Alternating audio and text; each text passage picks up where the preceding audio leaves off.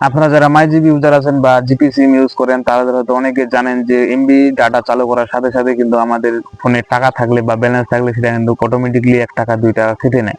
তো এই টাকা কাটার বিষয়টা নিয়ে আজকে কথা বলবো। আপনার ফোনে ডাটা চালু করলে যে টাকা কেটে নেয়, কেন কেটে নেয়, সেটা আছে আপনাদেরকে সলিউশন দিতে চলেছি। তো এর জন্য আমি সরাসরি চলে যাবো আপনাদের মাই জিপি অ্যাপসে বা আমার মাই জিপি অ্যাপসে। আপনি আপনার মাই জিপি অ্যাপসে ঢুকে নেবেন।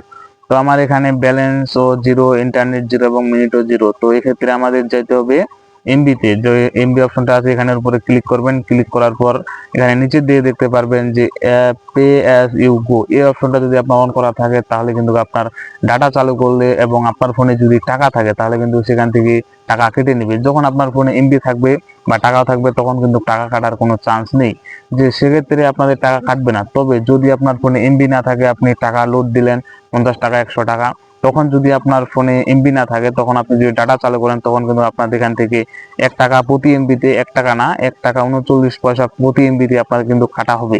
তো এই জন্য মূলত আপনাদের যারা বলেন যে আমাদের ফোন থেকে টাকা কেটে নেয়, আপনারা কাস্টমার কেয়ারে কল দেন, এটার জন্য মূলত হয়ে থাকে। যদি আপনারা এই অপশনটা এখান থেকে অফ করে দেন, ইয়স টোন ইওর অফ, এই অপশনটা যদি আপনি এখান থেকে অফ করে দেন তাহলে কিন্তু আপনার যে টাকা কাটার যে অপশনটা সেটা কিন্তু বন্ধ হয়ে গেছে।